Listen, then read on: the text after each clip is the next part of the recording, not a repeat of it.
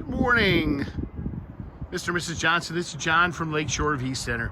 I'm going to be walking around today showing you some of the basics on your Torque T31. One of the first things you're going to notice up here is we got a power tongue jack that allows the tongue to go up and down. Simple push button operation there. We've got dual propane tanks here. This is our selector valve. Whichever direction that's turned in is the tank that it's actually going to be drawing off from. Righty-tighty shuts off the tank, lefty-loosey opens that up. One of the first things we want to do is when we get to the campground, we want to make sure that this battery disconnect switch over here on this side is turned on. This is your sewer hose, your electrical adapter. We're going to walk around the outside of the camper. We got your deep cycle batteries in front there. Your generator's located on the side here. That is remote start from on the inside of the camper.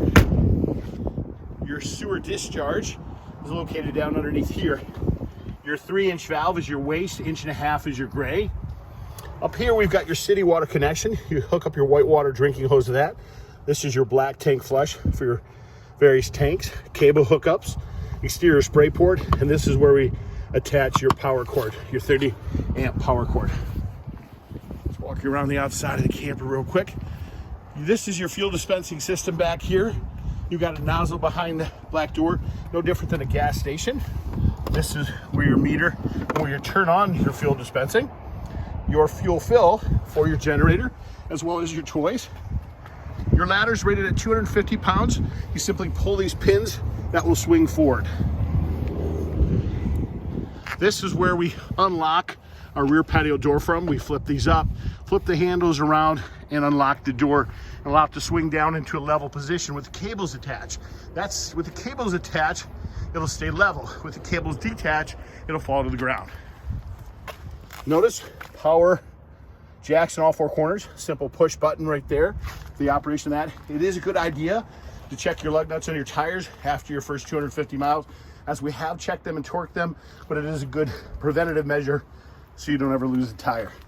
This is your fresh water fill for your fresh water tank. That's where you fill it when you're not hooked up to city water connection. Exterior outlets outside here. Furnace exhaust, hot water heater exhaust. Keep the little ones away from that. This is a vent for condensation for your refrigerator, just so you know what that is. Now let's walk inside and show you some of the basic operation of this camper. This is your main control center right here. This controls your slides going in and out. This controls your awning going in and out. This turns on your water pump, gas electric water heater, interior lights inside the cabin. As you can see, we just turned those on. This tells you the level, your battery condition, and your various tanks. Keys are located around the kitchen faucet. That's a cold air intake for your furnace. When you go to operate your stove, real simple operation. You just turn it to the little flame, push that in, spark ignite it, and you're good to go.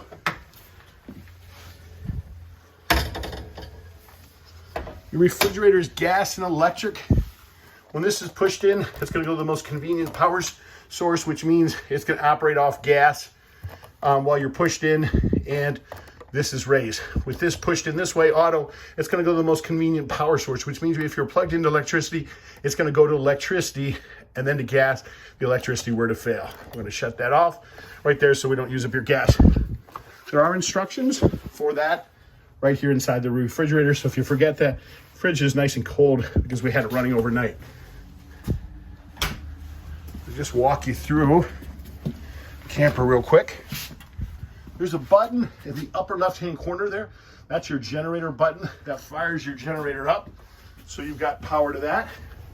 It's a simple prime and then push to start. 110 outlets there. Fan switches there for your overhead fan. Foot flush for your toilet right there. Simple operation of that. Interior lighting for overhead lights. I'll walk you back, just show you a couple last things. Your remote controls are located right there for your TV.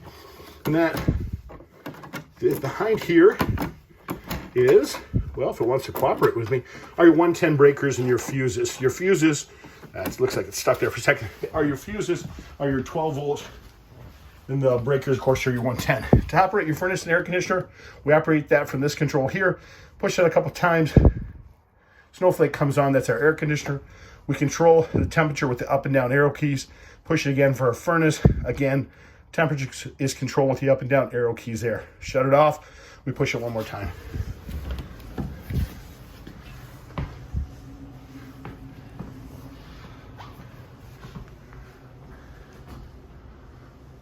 You guys, your power beds are located back here. These power beds, you'll notice there's pins in the corners. They are controlled from this switch over here on the wall. That controls them going up and down. Those pins stop the top bed from going up and down.